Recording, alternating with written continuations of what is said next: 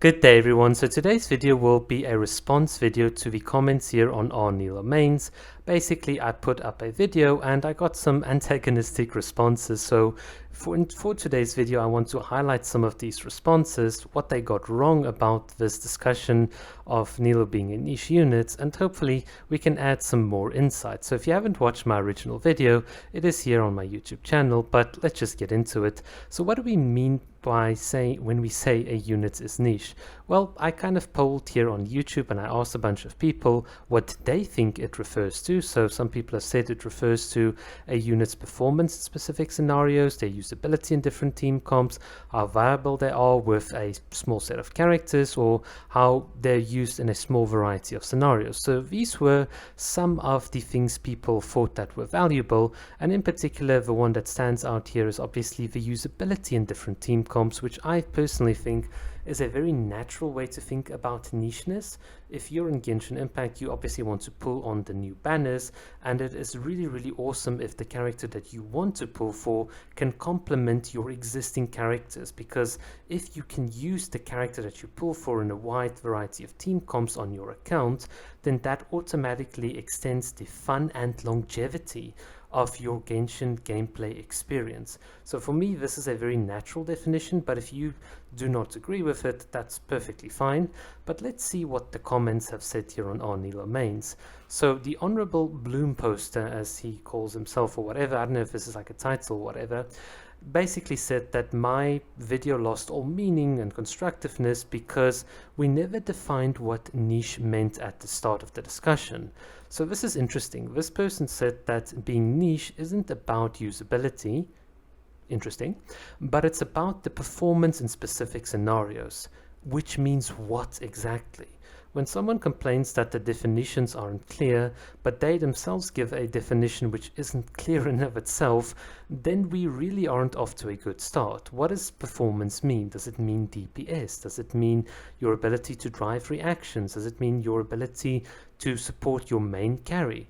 What does specific scenarios mean? How does that tie into your overall game experience? So right off the bat, the definition in and of itself here is also ambiguous. So I do not think that a valid criticism can be given that our definition of nicheness is not really a good definition, but then the follow-up definition in and of itself is also not clear. So you can see they said scenarios meaning both enemy layouts and allies available.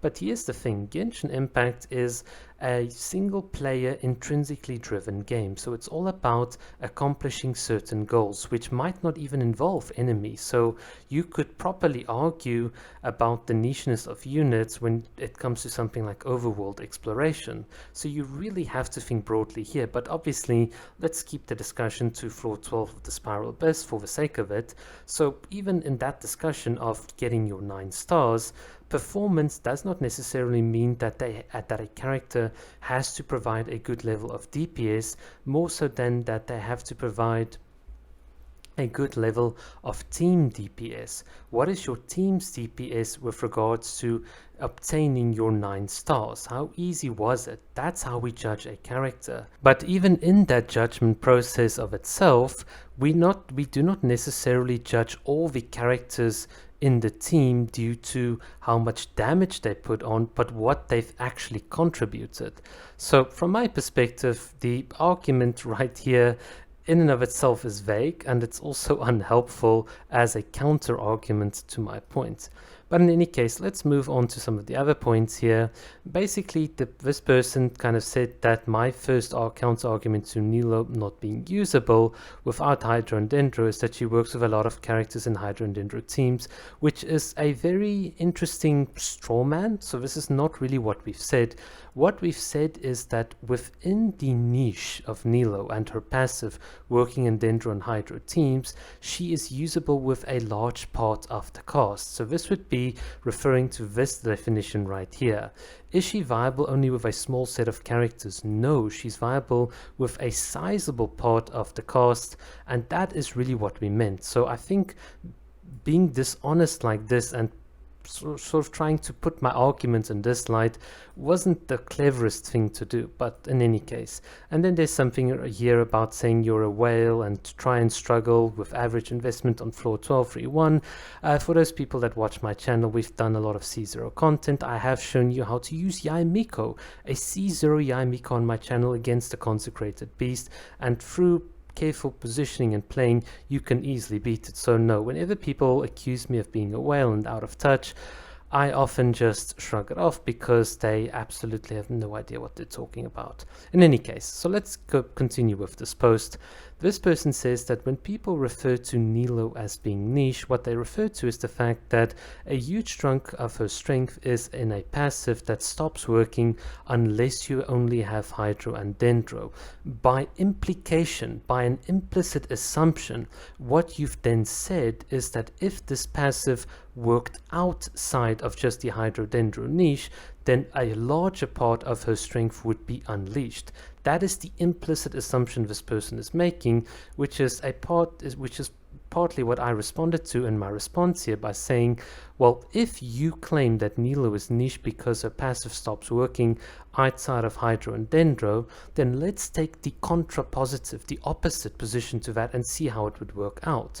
If Nilou's passive worked with a Pyro unit, then obviously once you have the Pyro unit, you'll now trigger Bountiful Blooms instead of like Burgeon, which means that Nilou's passive would exclude her from being usable in like Burgeon teams, which is one of the teams that I showed here, a Nilou Burgeon with like Jean and Bennett Sunfire Burgeon in the Spiral Abyss.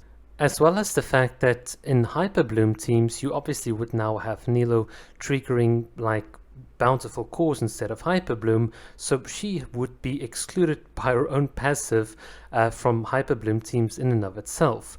And then you also have another further problem that with an Animo unit which can group up a lot of enemies, if you then wanted to trigger Bountiful Cores in that scenario, you would have to then tone down the power and balance of it. So in a certain sense, by not having the restriction on it, you would then have to give up power for some of the balancing purposes and lock Nilou out of other team comps that she could play in. So in essence, the contrapositive or the counter argument here says that, yeah, the current design is good precisely because it's balanced around the fact that you've got Hydro and Dendro and it deals a lot of damage, but if it had to be balanced in a different way, then that in and of itself would lead to different exclusions and creating different places where she would be niche, and that in and of itself just means that this entire discussion, which is based around the fact that her passive stops working, is kind of misleading. It misleads us because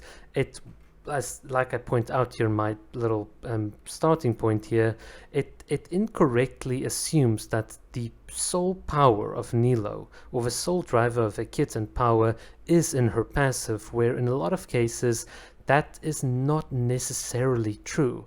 Even in Nilou Bloom teams, we know that her passive is a team. It's a support ability that transforms the team's damage, and often in Nilou's most meta teams, your Kokomi or your other Hydro unit is supposed to be the primary trigger of these blooms. So it's not just Nilou's passive which is her strength. Her passive is a supportive utility that changes your team's performance in a specific scenario. And I think this is what a lot of people can't really generalize their heads out of, and that's why we have this back and forth.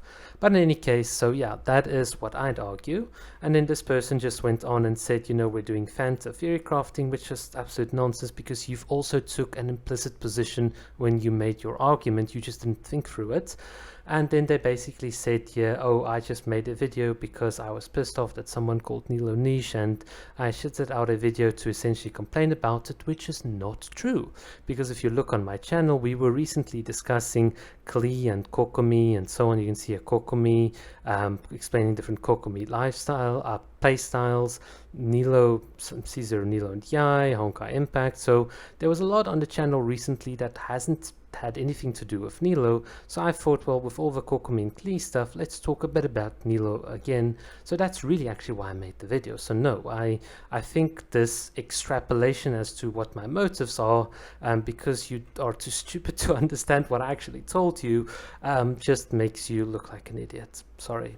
But yeah, that is my feeling of it. I'm not really pleased with our Nilou mains. To be honest, I've posted a lot here, and to be honest, the discussion and the reception to the type of content I also make on my channel has been very, very disappointing. So I'll probably just leave this community because it's not really worth it. Jamie, you keep on doing the good stuff in it, but for me, yeah, it's not really that much fun of a community to join. In any case, that is henceforth the end of the lesson. I've discussed what it means to be niche. I don't think Nilou is niche. I think she's usable in a variety of scenarios, and people are just too stubborn to actually try it out.